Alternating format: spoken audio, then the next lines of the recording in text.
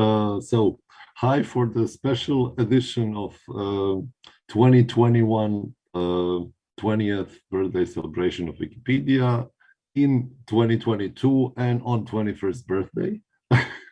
We are, as you have probably realized, we were delaying this program a few times, and one of the pitfalls of celebrating birthdays is they only have like a limited amount of time that they can be extended before they become something else. So we are kind of on the last day of what could be the celebration of Wikipedia, celebrating 20 years, but also in a year where Creative Commons is kind of stretching its 20th anniversary also. I was hoping that 1 year ago, when we were thinking what makes sense to do to kind of celebrate this together, I was hoping that this will be an opportunity to celebrate end of pandemic, to celebrate in some kind of coordination with other initiatives, with other efforts who have been also long-standing in the world of open content. This didn't really come to that particular form. So I'll just give a brief overview of what I was preparing as an intro to the context of what is there to potentially to celebrate. And I'll share a kind of very sparse a brief presentation. So instead of being a celebratory 2021, it remained a pandemic year. It remained more of a opportunity to reflect and to think of systems and systemic change and norms in a way where normality is questioned and where systems needed to adapt and to change to ever-changing circumstances. This is, oops, why is my slide not moving? This is more than 20 years of Creative Commons and Wikipedia. It's also 30 years since Linux came into surface, and it is basically the point in time where we can also say that some of the most established network technologies like Linux operating systems have matured into the not just mainstream, but to being the key points of the internet infrastructure. And 30 years ago, when Linus Torvalds was sending first email announcing Linux, it was a very humble beginning where he was not expecting to do much. He was doing a hobby operating system, replicating some of the GNU operating system in PC hardware. But today, majority of web servers and mobile phones is running some kind of Linux and sustaining the web or the internet as we know it.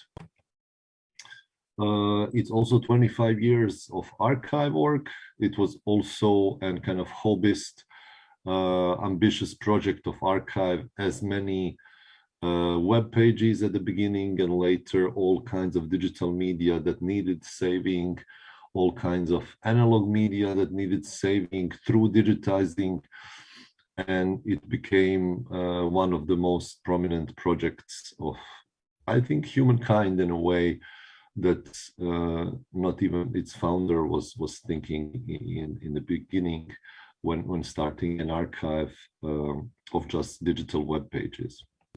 And Creative Commons that were starting 20 years ago were basically a movement in a very niche kind of radical rethinking of what could be copyright or what could be more liberal way to publish, and more liberal way to support creative works getting published with licenses that would be spectral and not just being protective of publishers and the rights of distributing rights to works that were often missing the support of the authors themselves and focusing on just the content owners, which at that time were tending to be huge companies. MIT OpenCourseWare was also pioneering what was then a kind of radical idea and radical proposals to learn primarily online and to learn primarily through open content. And this was at that point not just pioneering in the tech world, but pioneering in general of just thinking what does it mean to move with online and open first, rather than using online tools and open tools as something that is an addition to existing ways of teaching. Yeah, basically 20 years later, we have a situation where this is the norm, where most of the teaching is happening online, and more content is produced primarily as open content for education rather than proprietary and with like very limited use.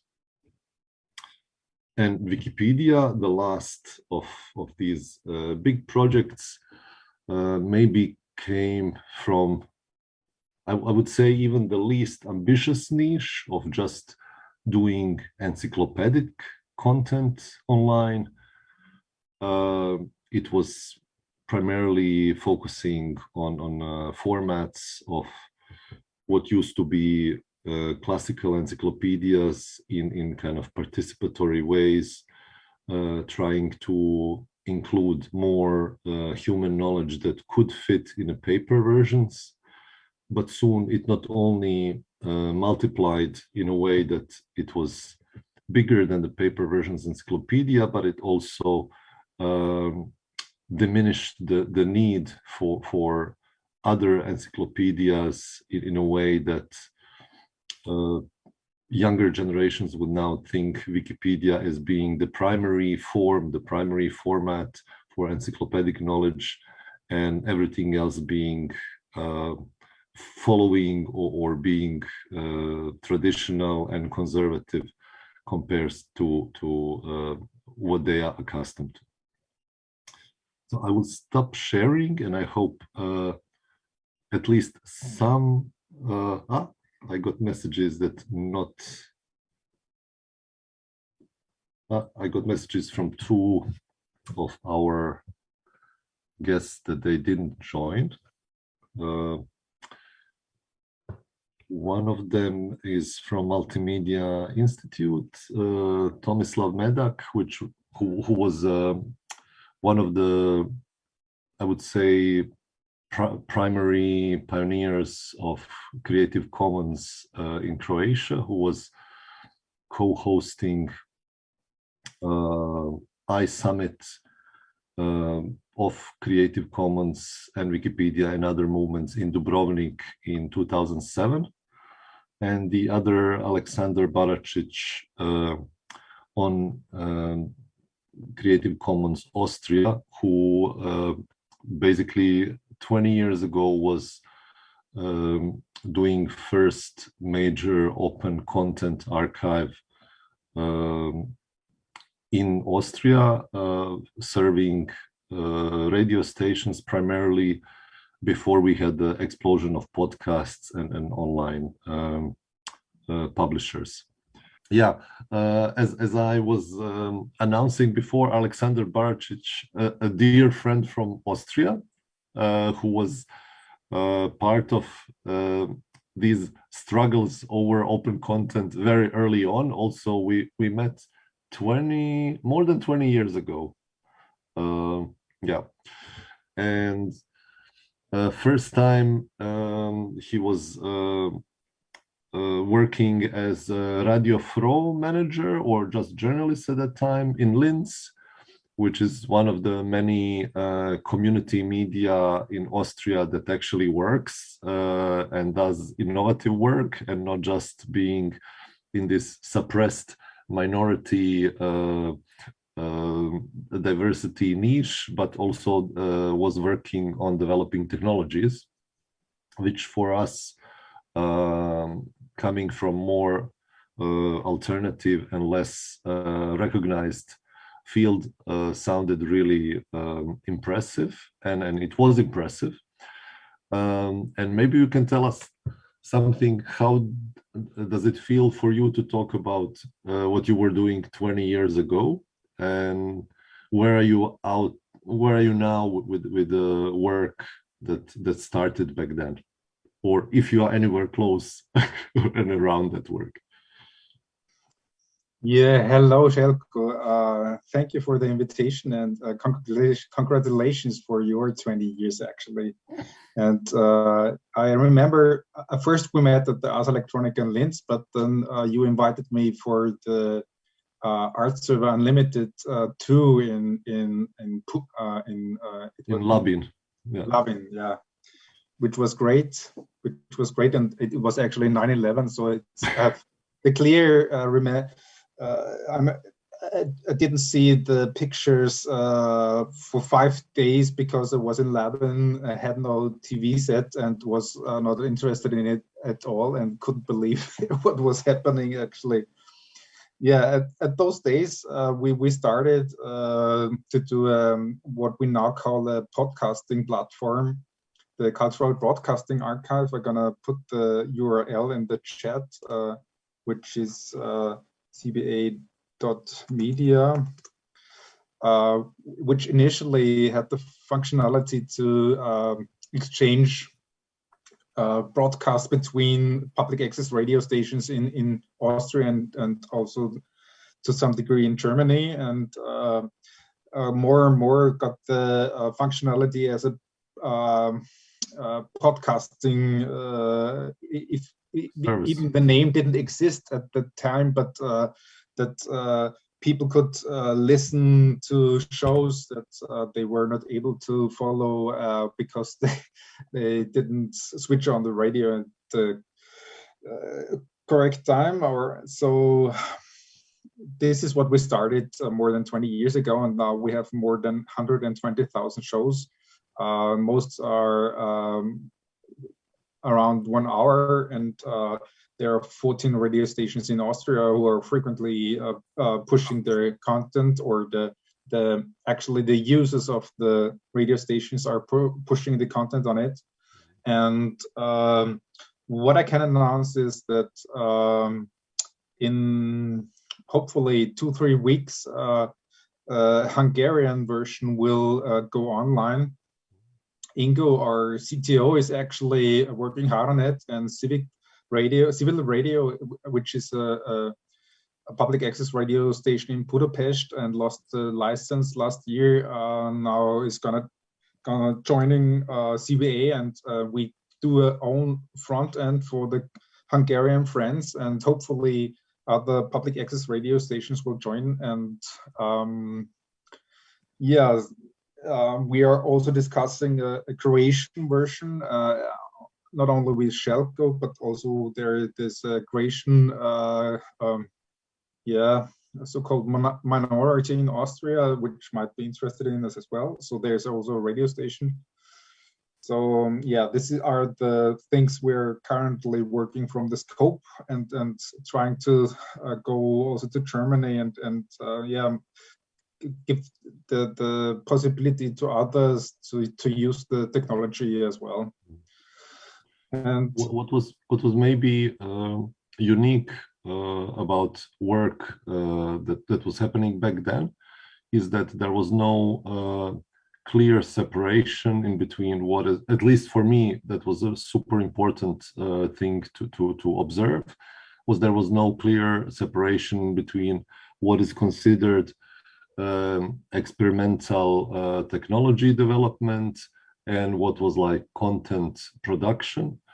And I think the people who were doing work at Radio Fro and were involved in programming were also getting informed in all the technical stuff. And when I hear now, in 20 years later, that people are saying the new norm is doing stuff exclusively online and doing only streams and doing only, I don't know, podcast, it feels like that people slept over 20 years because so much of this work was already done. Our event in Labin that was on literally on September 11th, like in the same week, before and after, we were gathering all the major European plus few Americans initiatives who were running art servers, who were doing streams as a regular practice. And at that point, it felt the content was radical, but not the technology. And now we have the opposite situation where doing technological innovation is super radical because everything has been given out to corporations, and we reduce ourselves only to the point of being maybe slightly innovative with content here and there. And maybe this is a good point to say that you just published a new book that is exactly about this. So maybe it makes sense to do a book pitch. Thank you for that. Yes, actually, I have to look up the title is because it's so complicated. But I can show it to you.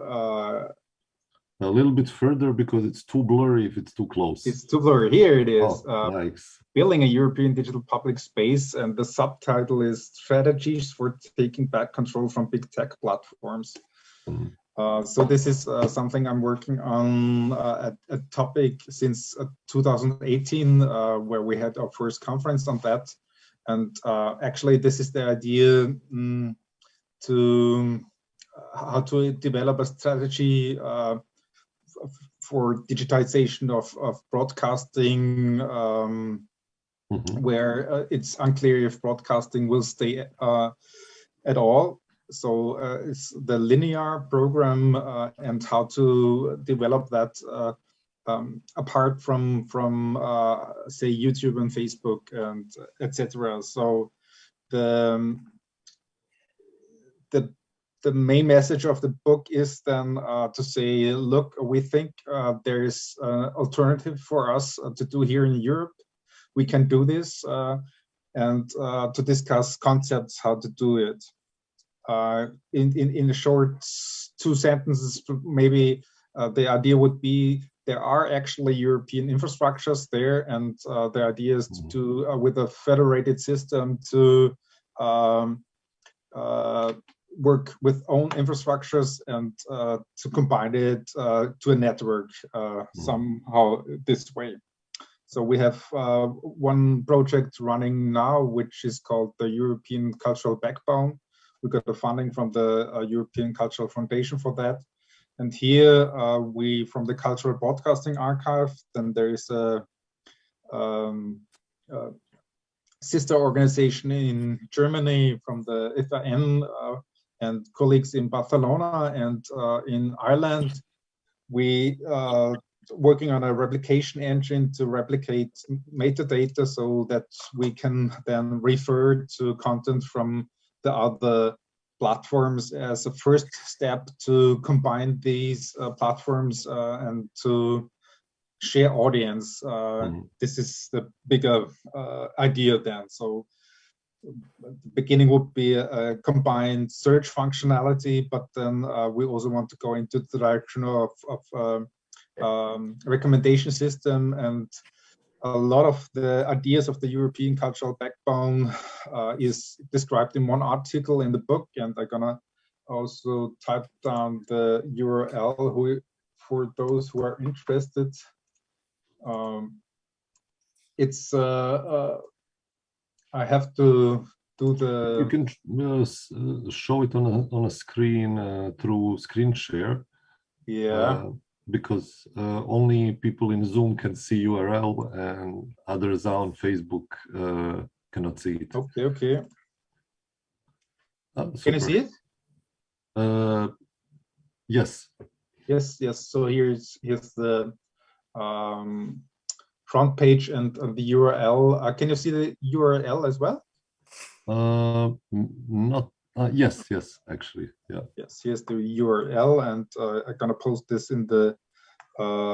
Yeah, I would have to post it in the Facebook chat channel, and I just stopped it not to have a loop here. We can do it later also. Yeah.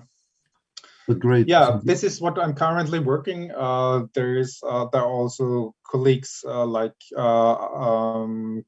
Paul Keller and Alek Tarkovsky, and which might be familiar with you in the STEPS coalition, so Shared Digital European Public Spaces, and there we are trying to develop a political strategy to work on this aspect. We want to push for a policy at the European Commission that there's a fund to finance open source development without the need of co-funding or to come with a business model that we're gonna earn money by selling data like the big techs ones. So this is what I mean. This is really a big issue also from this aspect that in the last 10 years, almost 50% of the advertising money that has been earned by commercial media went to Facebook and Google, and this is really threatening the whole media sector. So we have really a big issue here, and we're gonna have to fix this. And our proposal is let's start to transpose or transfer the system of public service media into the internet, but not to have it state-owned, but to have it broader, to have a federated system where also civil society organizations like us who are running infrastructures themselves can participate in this federated system, because I don't have enough trust in the state-owned system. As you may know it in Croatia, I know it in Austria as well. I mean, we had just survived by very lucky situation, a far-right government. It's, you will have heard of the Ibiza situation, and they were just on the brink to completely reshuffle everything at the public service broadcast in Austria, and it's nearly it was really a lot of luck that this didn't happen. Yeah, I think one of the biggest issues, at least how I see it in the media world, is for all the entities to start reimagining their own positions and not just stick to whatever is given as the norm, for the state to be the only regulator, and for this regulator to be very much supportive of corporate needs, or what is advertised or promoted as the free market, but hardly ever free and hardly ever diverse. And this is also where we need more solidarity on kind of independent media, seeing that the kind of energy and resources can cluster and form enough power to at least give some resistance, if not counterbalance the super powerful corporations. And maybe this is interesting point to connect to American contributors, to people who come from the different background. I will invite Richard to comment maybe on this, because I know we had many discussions before about how much Wikimedia can do other than making more Wikipedias, since we did this for 20 years.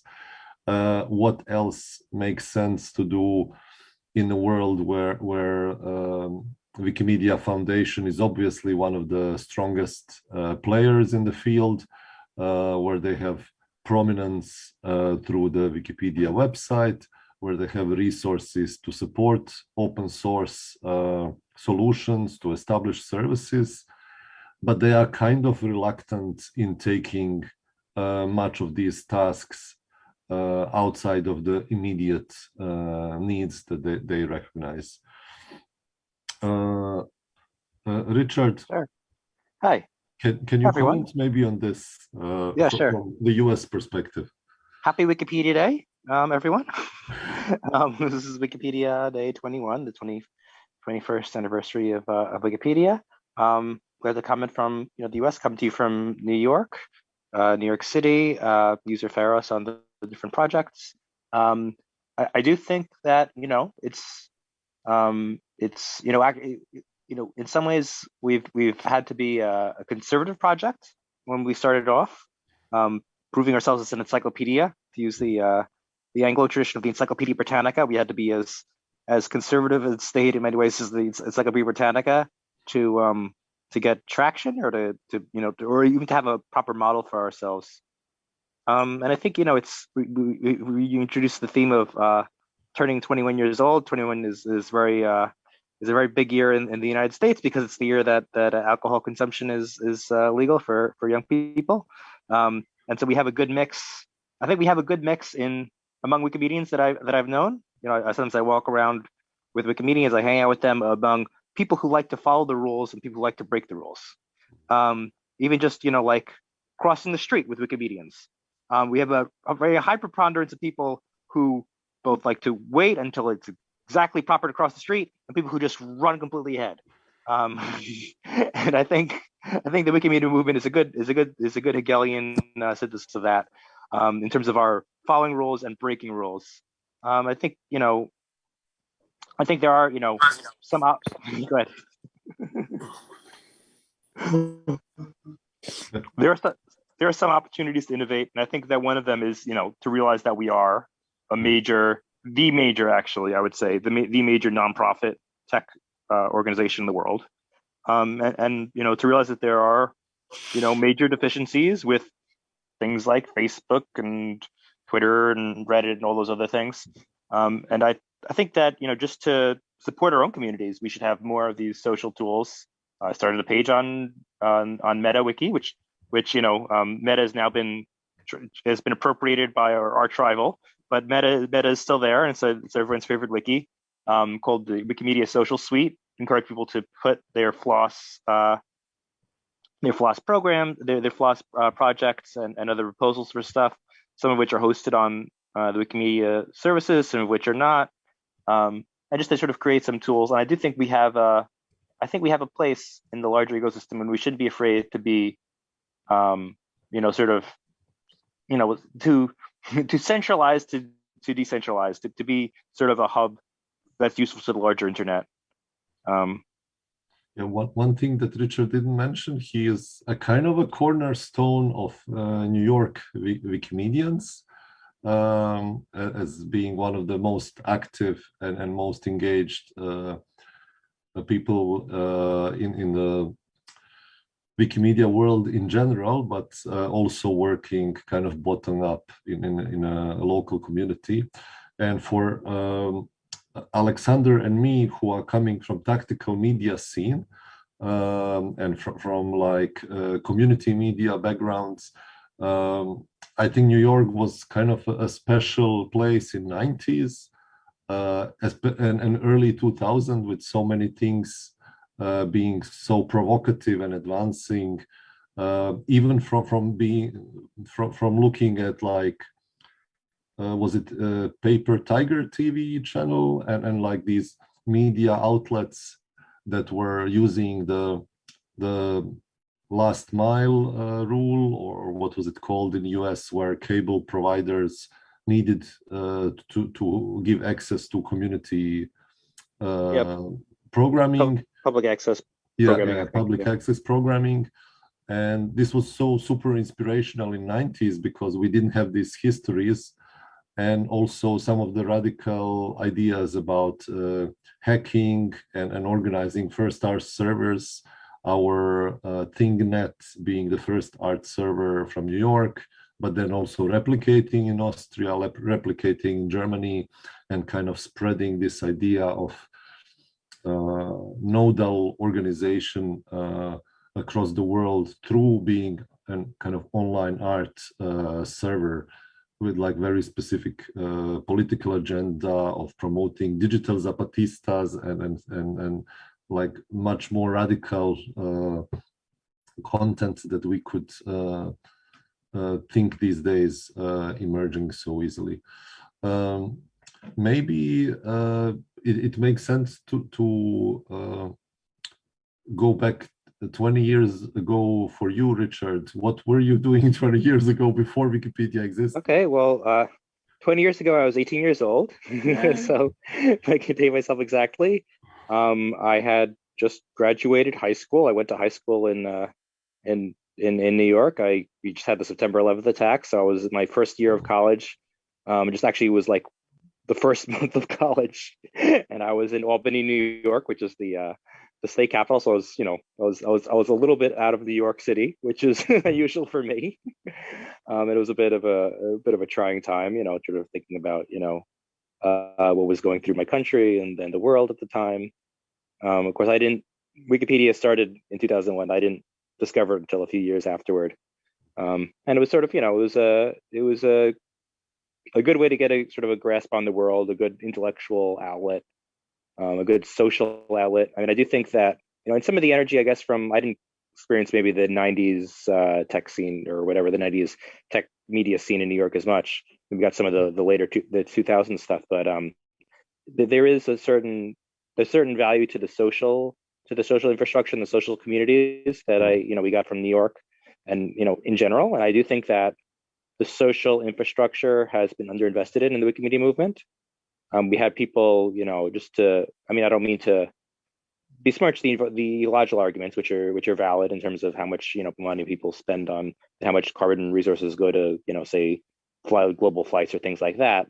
But people have talked about, you know, like say the conferences that we used to have all the time as a waste, even as a financial waste. And I think that is, you know, I mean, leaving aside the ecological arguments, I think that is a huge mistake. I think that is the best, you know, well, using the best dollar or euro or Bitcoin, preferably not Bitcoin, spent is on social infrastructure, is on things like meetings, and you can really feel that. I feel that on this Wikipedia day when normally I would be having helped organize a conference of about 300 people in New York, which, you know, costs probably I don't know, maybe $5,000 or so, and was a huge multiplier of volunteer investment in communities. And of course, we can't do that this year. We weren't able to do it last year or the year before, I think. But I think that's where, you know, we have to recognize that the social part is a huge part of our community, including the in-person meeting part, and not to like besmirch that or to belittle it or to say that this is like the weird hobbyist thing and we have to professionalize. And I think the professionalization is often a Trojan horse for things that are not so good in our movement and at large. I think we derive our strength from not being super professional, and that doesn't mean that we should be, you know, that we should be non-collegial. Not at all.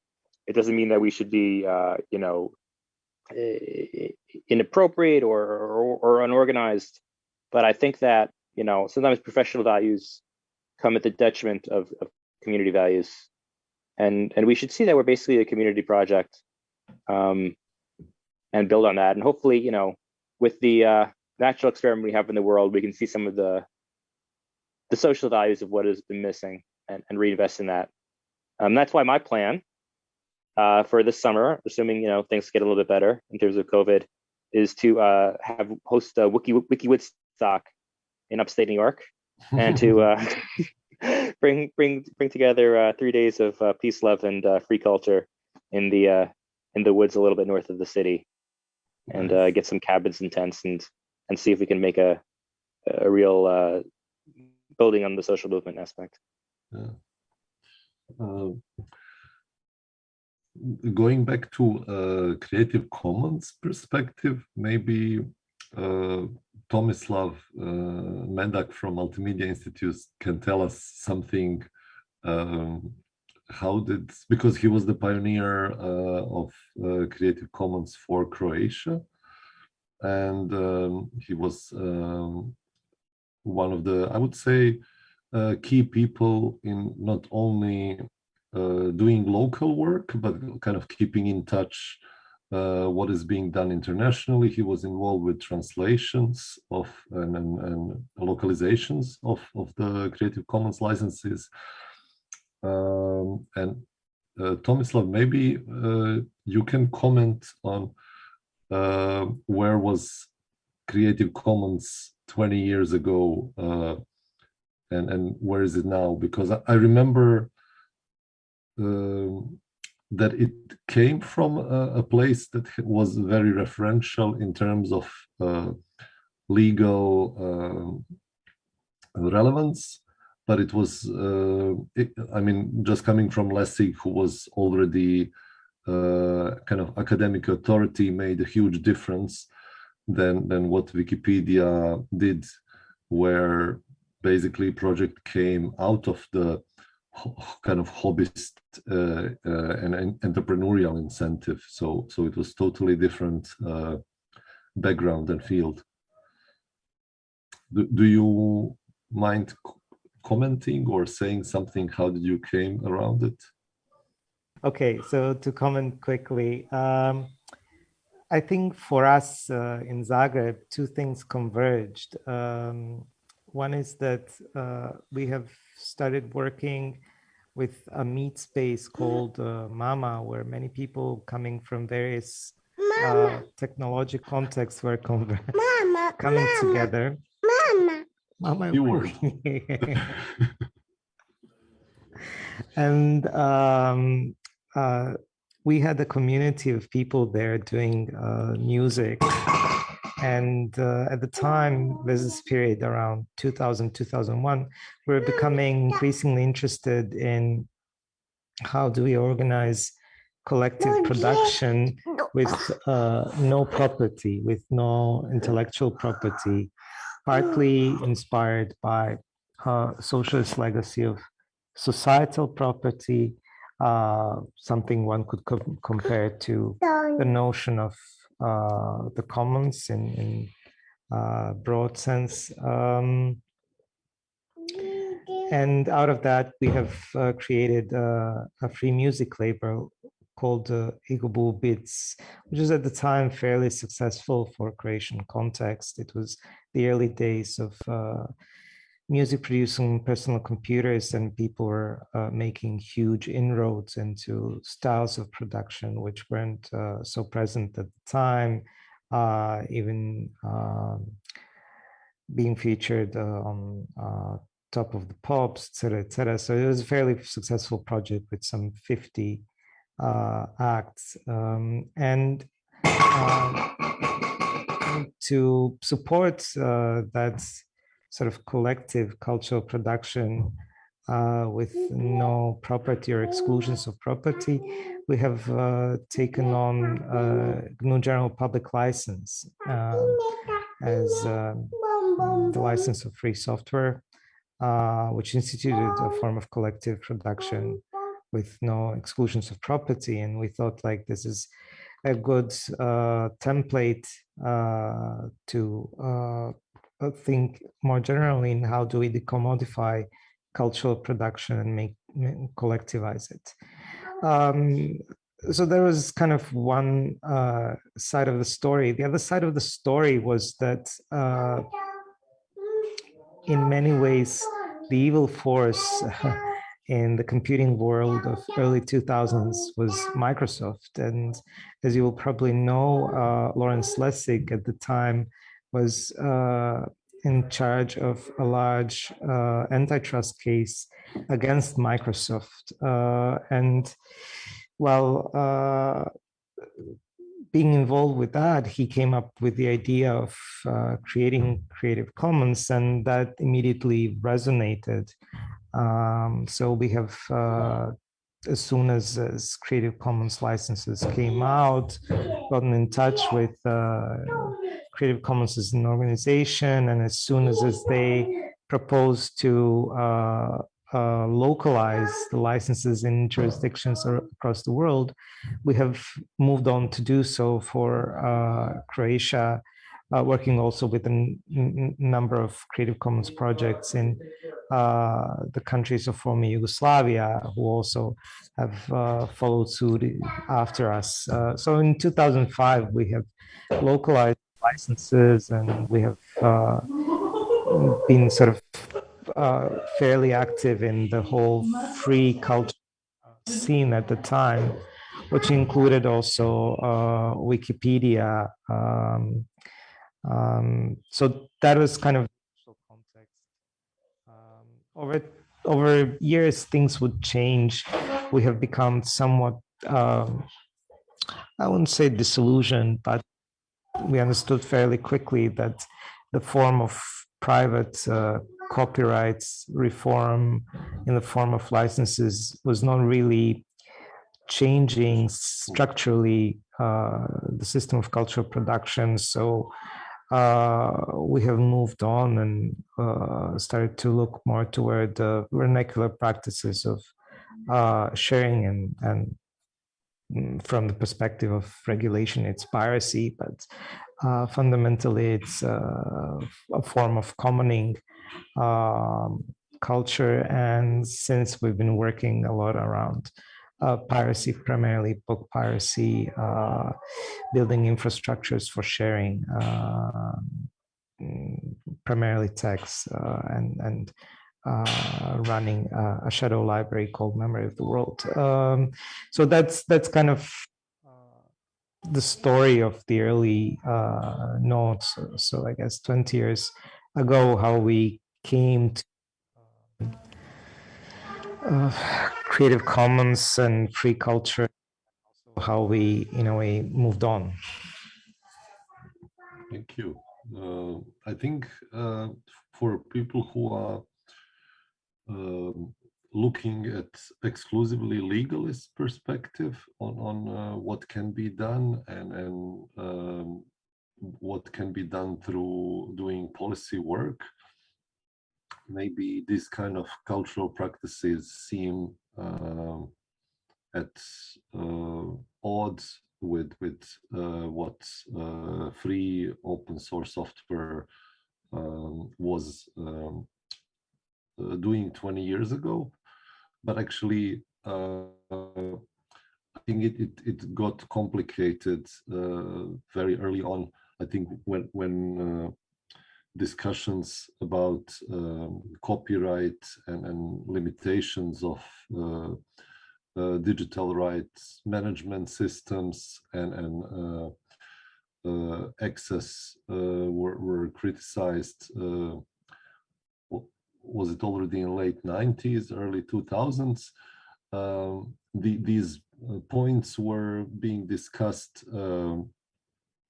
basically exclusively from kind of perspective of either full legality, all kind of hacktivist practices, and there was nothing in between. There was like very little articulation about what is the social relevance of pirating books, what was the social relevance of sharing knowledge in a way that is outside of the most legalist frameworks. But with big projects like in past, I think 4 or 5 years, this is no longer the case. I think it became a kind of a mainstream, even within academic world, to resist big publishers, to resist kind of exclusive copyright holders historically. I'm happy to say that, for example, for MIT Press that published the book of essays about Wikipedia's 20 years, was now not only allowing it to be distributed in a very liberal license, but was developing tools like pubpub.org, which is serving communities to develop these kind of open content publications and platforms to comment and annotate collectively. So these workflows of publishing have been also changed, maybe not as much as we would have liked to, but at least there is no longer this rigid publishing workflow that only thinks of a single author, of a single authority of an editor, of authority of a publisher, but actually there is a kind of opportunity to have like a spectral a set of relations in between those, and there are more choices than before.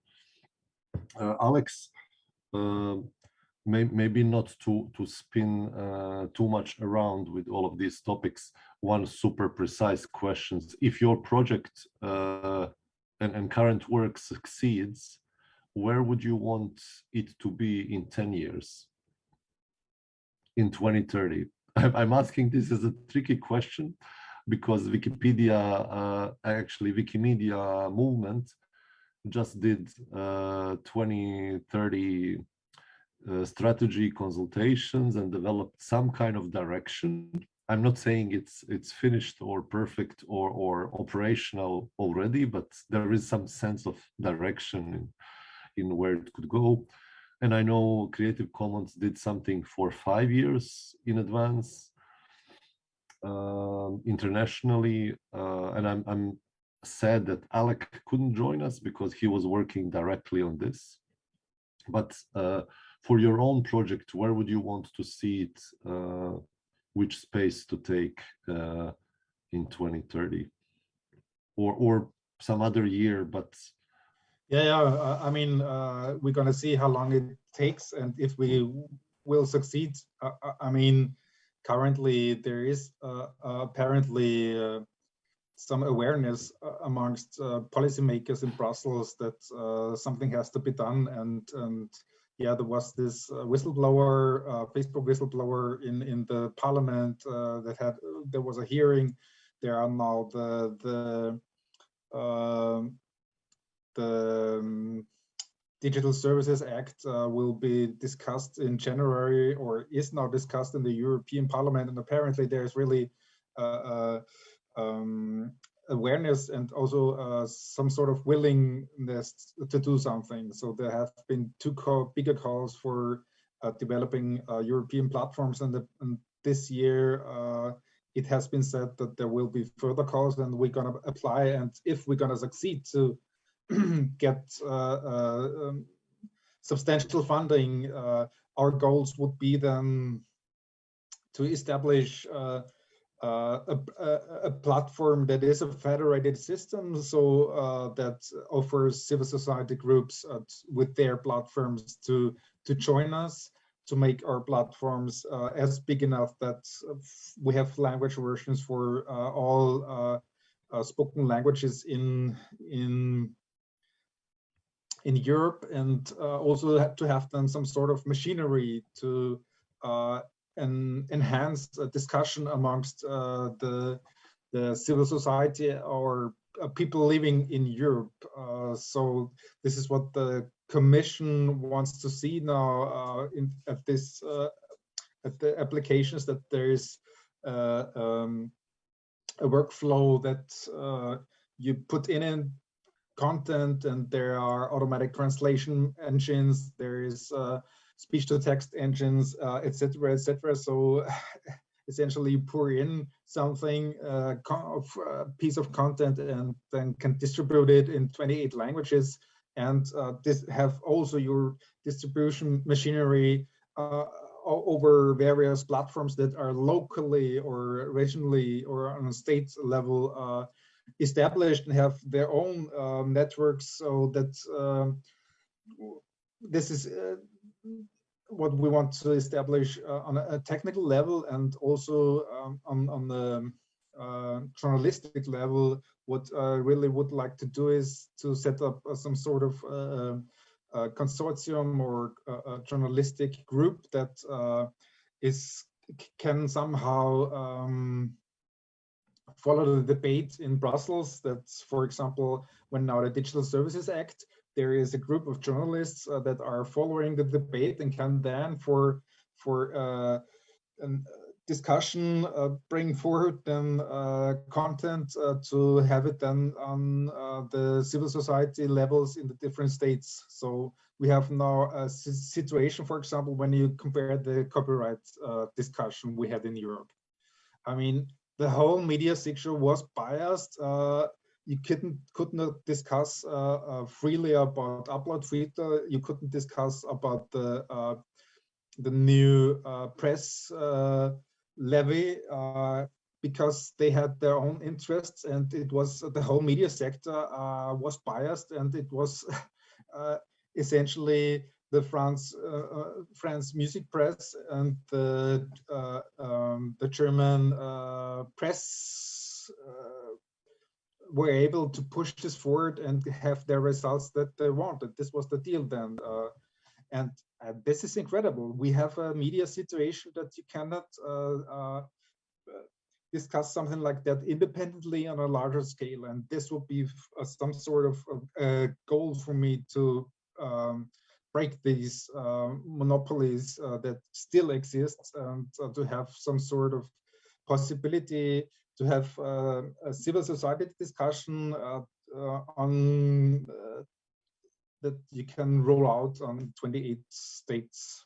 This is somehow the idea, and yeah, will be interesting. I mean, these technical tools now only exist now. I mean, these automatic translation and speech to text, they are not 100% there where we need it, but it seems that we are soon there, and this is really quite an interesting legal for young people thing. And so we have a good mix. This will work. I think we have a good will then enhance the discussion across border between different communities when we have somehow solved the language issue by that. And I think that with open licenses now, content-wise, this will be important, a key in this project as well, because the copyright issue, if you want to transfer content in 28 different states, with all these different copyright situations, if you do not work with open licenses, you won't get anywhere. So I'm really absolutely convinced of that. And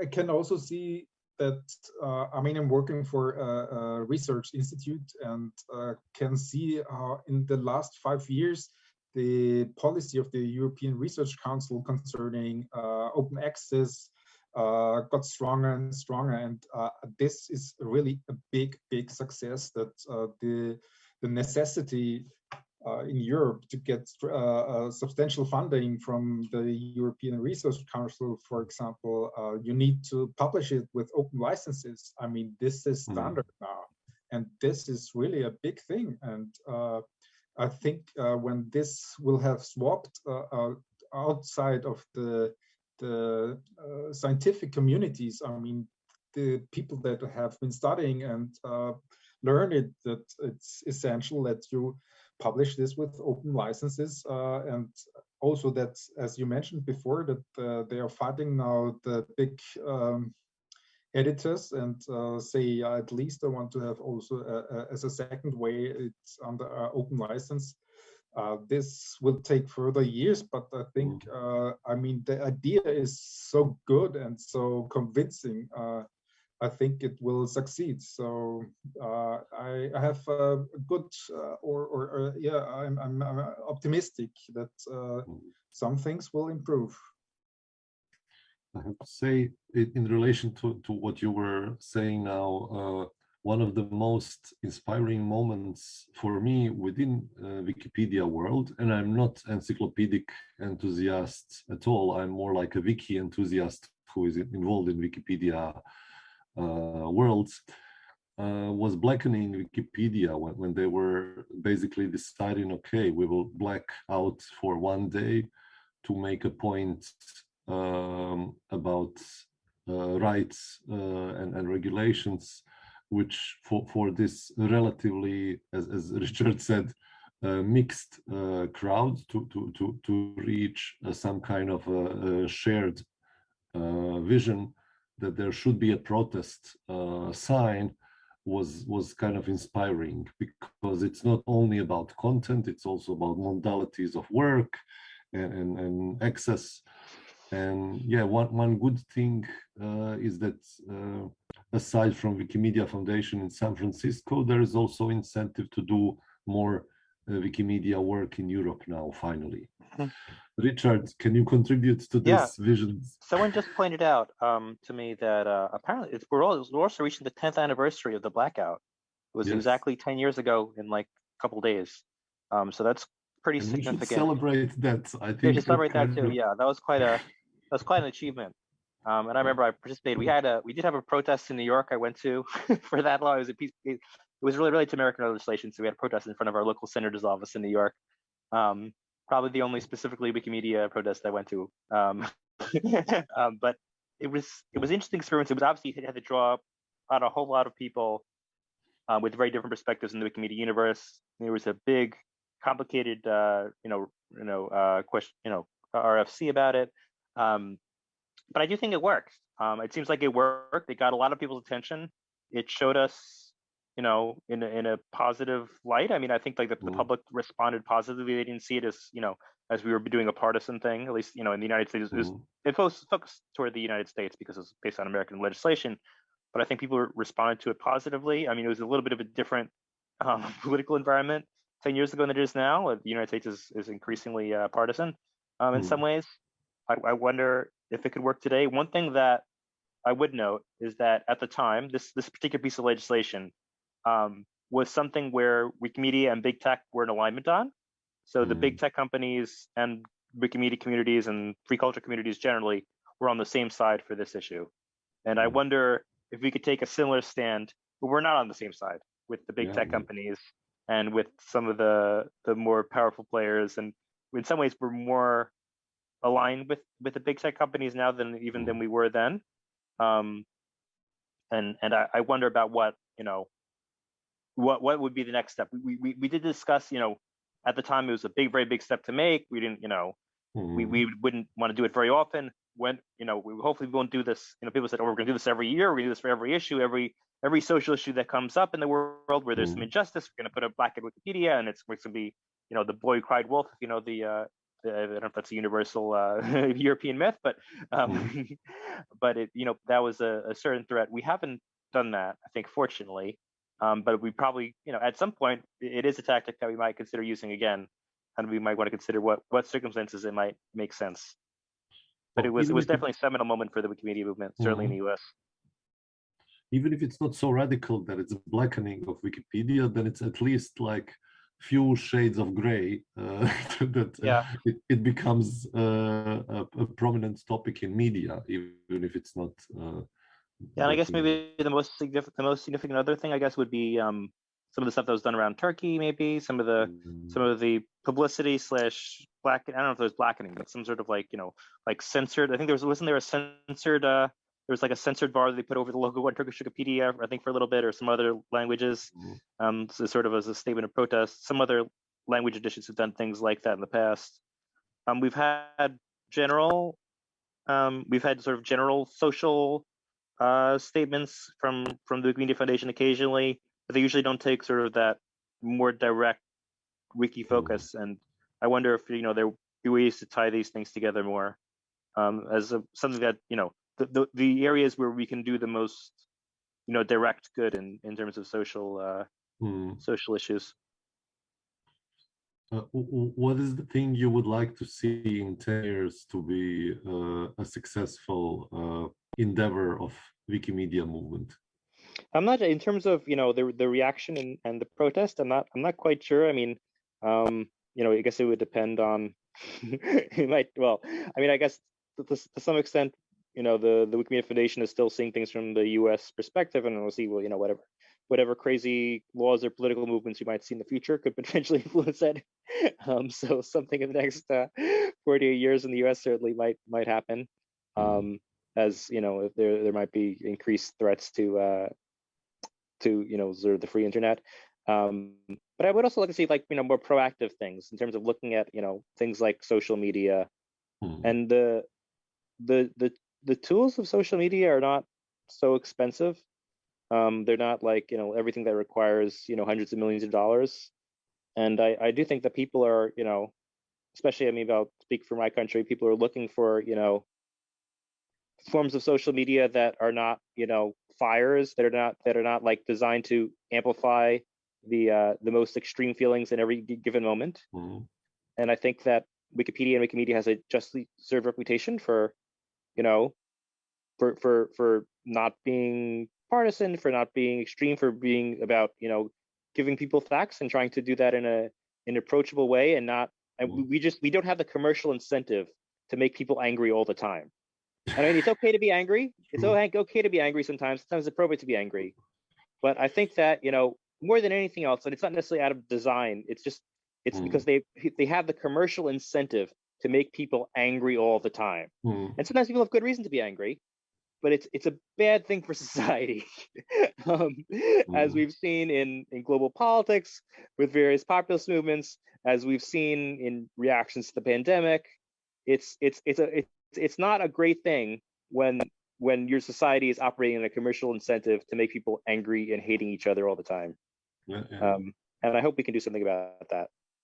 Or just being overly content with the state of the world just by piling up photos. Or I mean, just making cute pictures of kittens and pastel. I mean, or just this is like, I mean, sometimes obviously there are other ways that there are commercial incentives to make people happy with the status quo and the state of the world, and not focus on the real issues. And I hope that, and I think in a lot of ways we do. We make a sincere effort to sort of focus on real issues in a way, and I hope we can see that as a larger mission. We predate the major social media companies, the major social media initiatives, and in some ways we anticipated social media. Some of us who like myself, I never really got into Facebook or whatever. When I was young, I got to Wikipedia instead, and I got a certain experience out of that. And I think that in some ways it's a niche experience, but I think that part of it could be translated to become a broader experience. Thank you. Thomas, so maybe pose a question. So Richard, did I understand you correctly, or would this be an opportunity, thinking model that Wikipedia goes also in running a social media? Yeah, sort of. I mean, it's an idea that I think, I mean, I don't have like a specific proposal, and I mean, obviously there's all sorts of bad ways to make niche social media, but I think that it's not. You see that we have these very large social media companies, and they all have these perverse incentives. And I wonder, as the largest nonprofit, tech company, tech whatever enterprise, tech movement, if we have some role, rather than, I guess the other alternative is like something run by a government or some coalition of governments, maybe like a European-wide solution, which is maybe a viable thing in its own way. But I wonder if seeing it from a bit of a different perspective, if there is some sort of nonprofit social media alternative that should be out there. And if there was one, I think the Wikimedia movement would be the one to lead it. Yeah, absolutely. We should do that. I mean, I would actually not trust Wikimedia Foundation and Wikimedia movement to make the alternative, but I would really want for the existing infrastructure that has so many people committed to Wikimedia content, open content development, publishing, to at least somewhat expand its mission and vision to accommodate some of the social needs in communication and kind of, I don't know, maybe like through a very, very simple, modest microblogging platform, because this would not go in direction of other alternatives that are now in there, because we had some decent proposals historically that just didn't took off because they really took on too much on themselves, trying to be substitutes of Facebook, substitutes of Instagrams and Twitters and stuff like this. So yeah, I think we do have a please. We do have a community of tens of thousands of people for whom Wikimedia is a part of their daily lives and part of their social lives, and it couldn't hurt to make some investments in that area, just like put real investments, and just having people being able to say if we see increasingly people are quitting their Facebook or whatever, just having an alternative where you could share things that are loosely related. That is not necessarily 100% just pure work related, but just forming a social community. And I think that I don't think that these are like insoluble problems. The things that cost a lot of money at Facebook and TikTok or whatever, they're like the ad stuff. They're like targeting people, and like how do you get the most? How many bucks can you squeeze out of every user? I don't think that just having a social network itself is not the expensive part, at least from my primitive non-technologist understanding.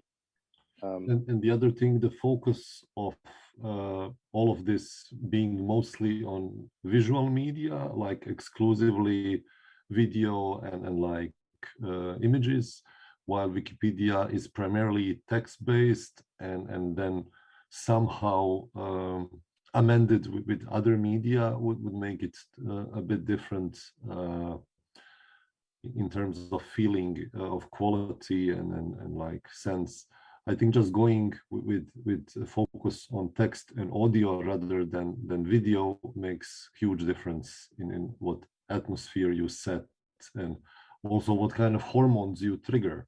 I mean, I'd never heard of people complaining that audio is as addictive as video, coming from a MTV but I would use teenager. video anyway as well.